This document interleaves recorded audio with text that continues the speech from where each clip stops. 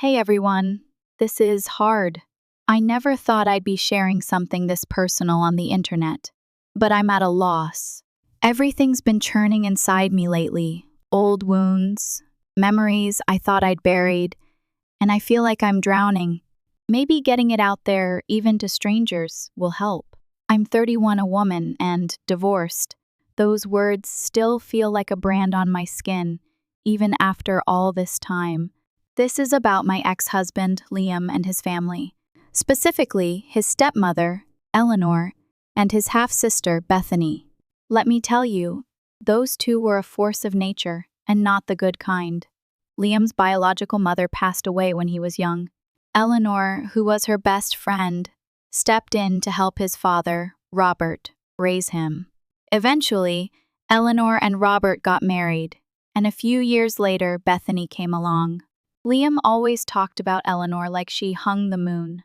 He genuinely believed she was the reason he turned out okay. He never forgot to mention every sacrifice she had to make. But after Liam and I got married, it was like a switch flipped. I don't think I had a single day of peace because of Eleanor. Whatever I did, however hard I tried, it was never good enough. I could feel this resentment, this cold dislike radiating off her whenever I was around. At first, I told myself it was just a mother-in-law thing. You know, the overprotective mom who can't let go of her son. I tried to be understanding, to bridge the gap, but it wasn't that simple. It felt like she saw me as a threat, like I was trying to steal Liam away from her, which was insane. I loved him, of course, but I wasn't trying to replace his mother. I just wanted to be a good wife, to build a life with him. But Eleanor, she was always there, a shadow between us, whispering doubts and criticisms. There was something deeper at play, something I couldn't quite grasp, and I was determined to figure it out. Eleanor's protectiveness wasn't for Liam. It was for something else. She felt fake. Her affection felt fake. Everything was a game to her. Then, one afternoon, I overheard something that changed everything. Something that ripped away any illusion I had about Eleanor. I was walking down the hallway, heading to the kitchen, when I heard voices coming from the living room. Eleanor and Bethany were talking, and the tone was wrong. I stopped, frozen, and listened. They were plotting, planning to take away the entire property. And I realized it wasn't just a simple thing of inheritance. It was like they were conspiring against Robert. I couldn't make out all the details, the specifics of their plan, but it was clear they were up to something illegal, something that would leave Robert with nothing. I needed to hear more, to understand what they were doing, but I was too late. Bethany must have seen me standing there because suddenly, Eleanor's voice cut through the air. "What are you doing, Amelia?" My heart leaped into my throat. I hadn't meant to get caught. I wasn't prepared for this confrontation. Eleanor practically lunged at me, her eyes blazing with anger. She grabbed my arm, her nails digging into my skin. "You were eavesdropping. You little sneak." I recoiled, shoving her away.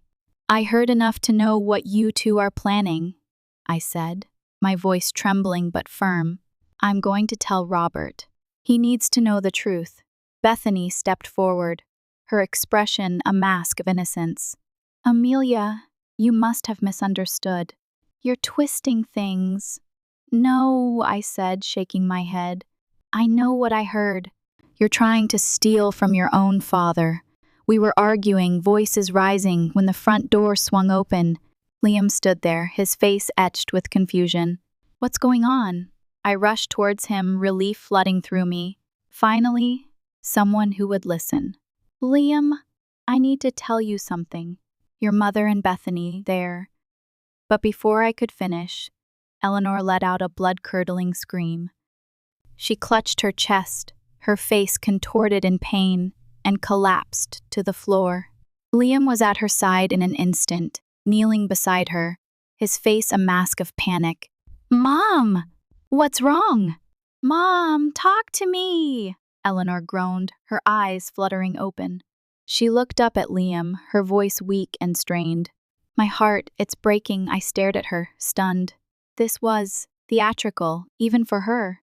I tried to explain. to get Liam to understand what I'd overheard, but Bethany cut me off. Liam? She's lying. She's trying to cause trouble. Eleanor, still lying on the floor, managed to choke out. She caught me, trying to reason with her. About what she's been doing.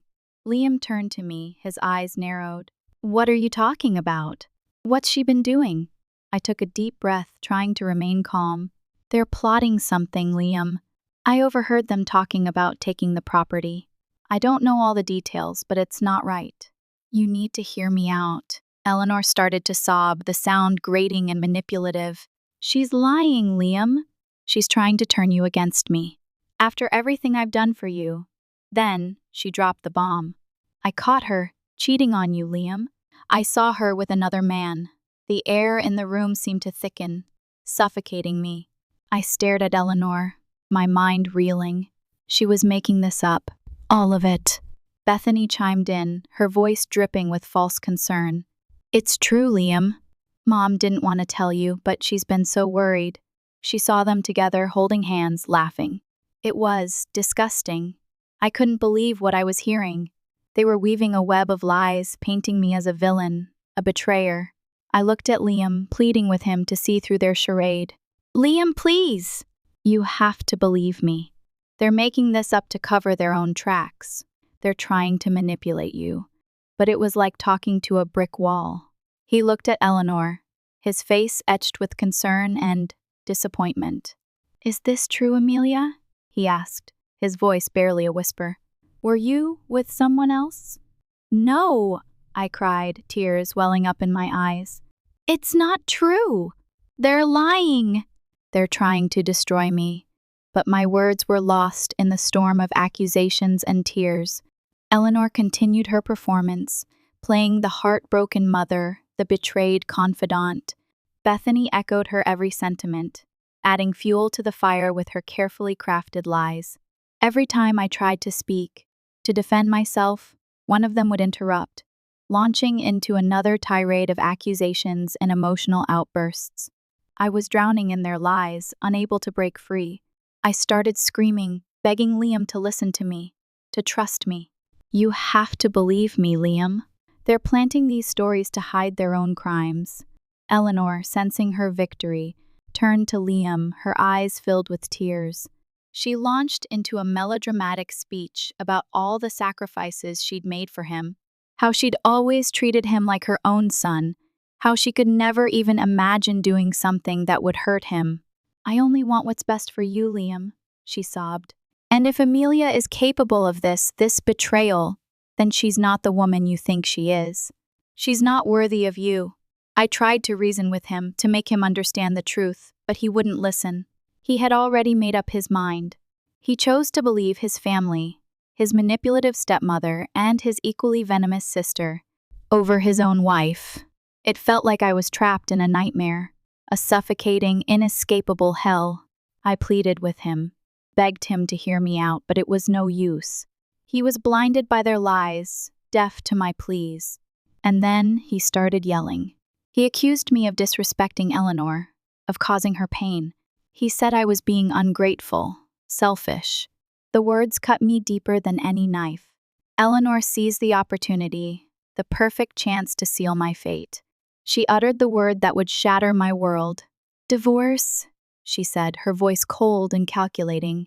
It's the only solution, Liam. You can't stay married to a woman who would treat your mother this way. A woman who would betray you like this.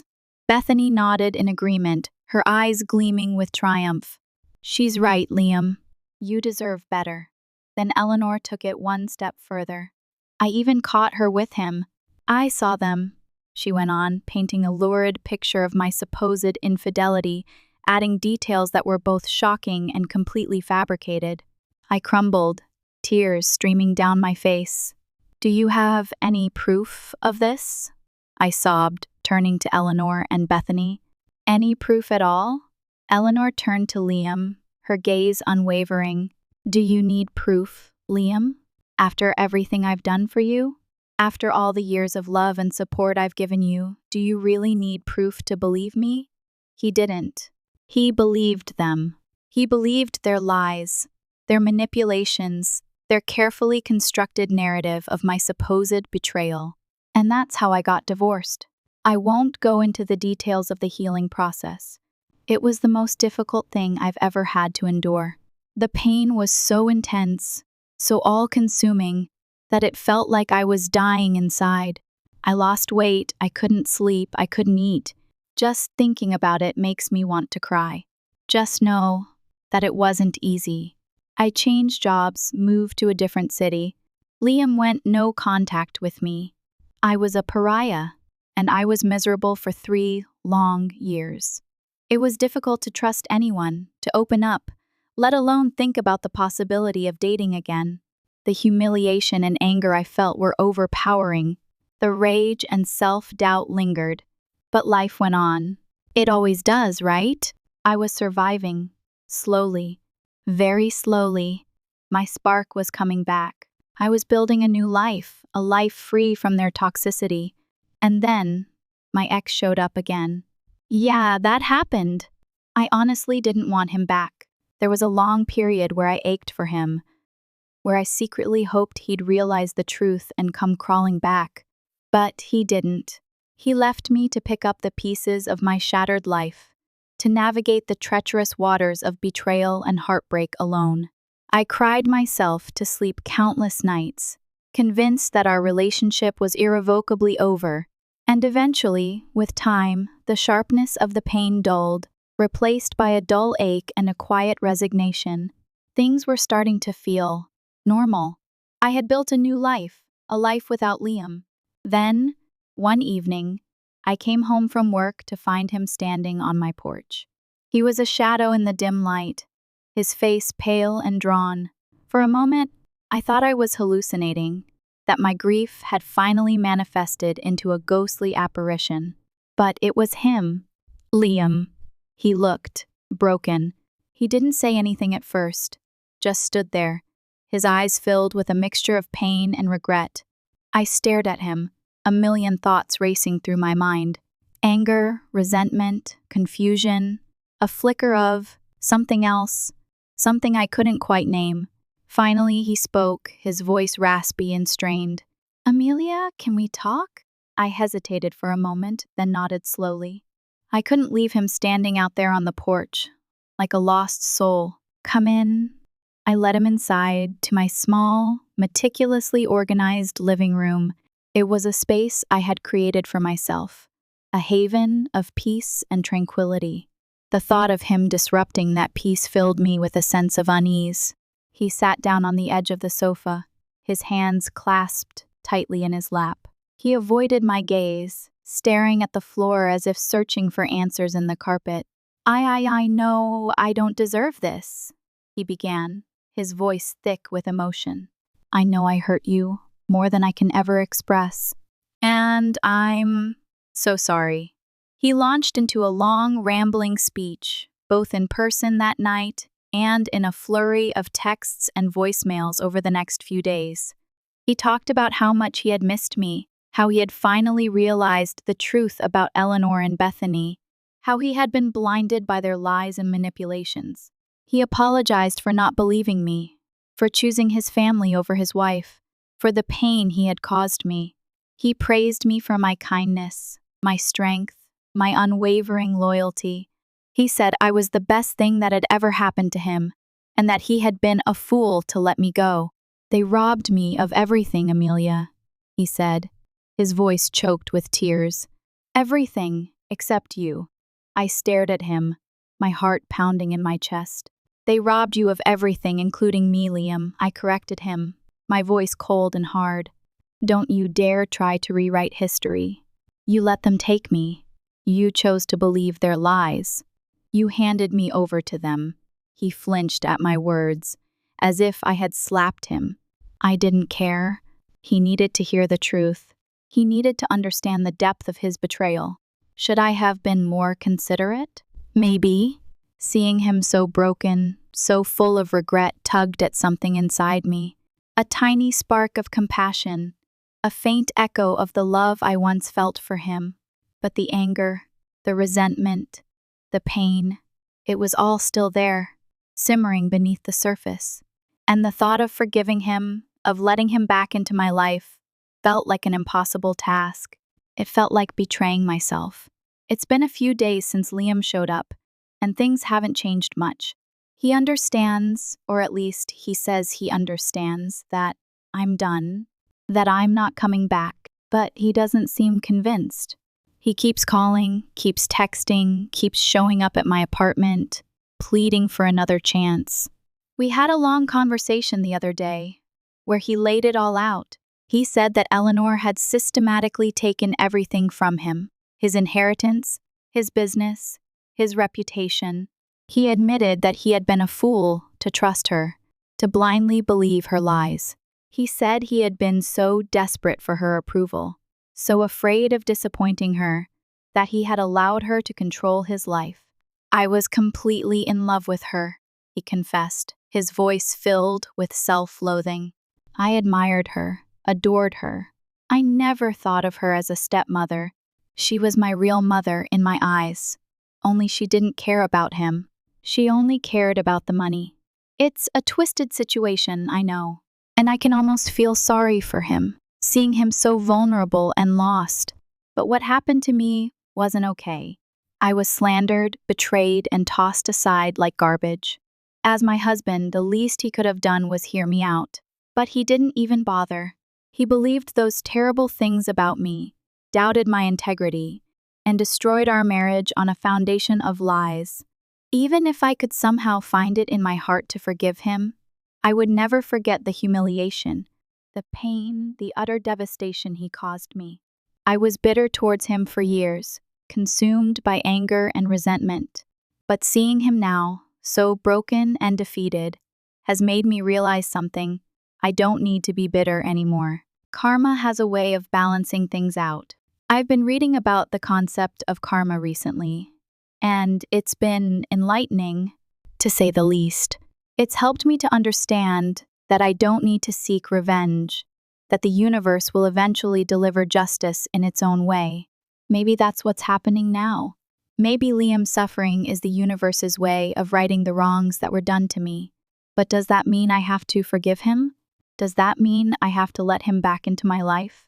I honestly don't know.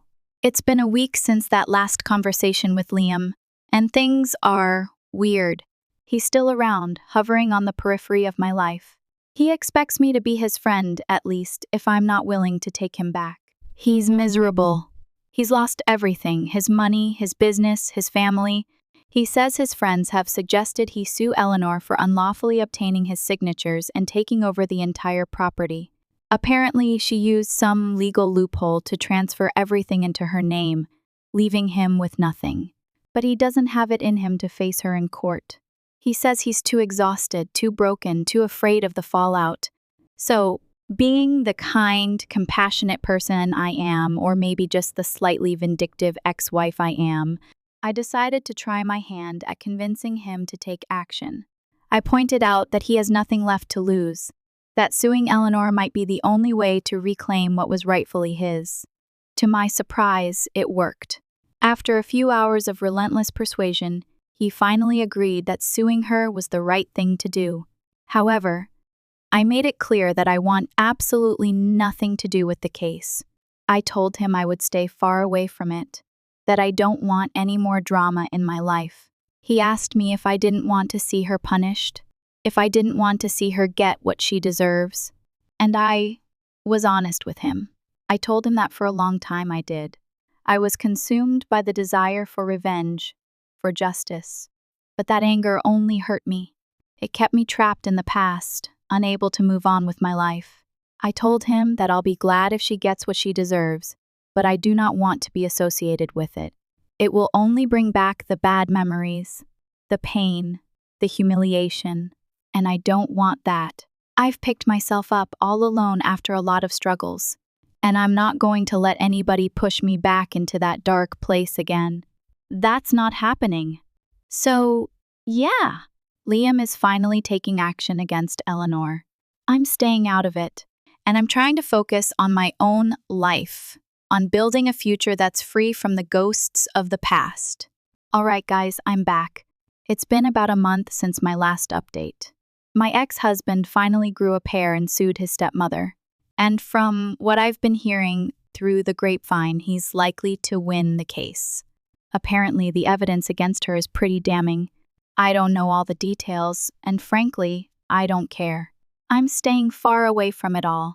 I've instructed Liam to respect my privacy and boundaries, and so far, he has. As for my own life, things are going pretty normally, all things considered.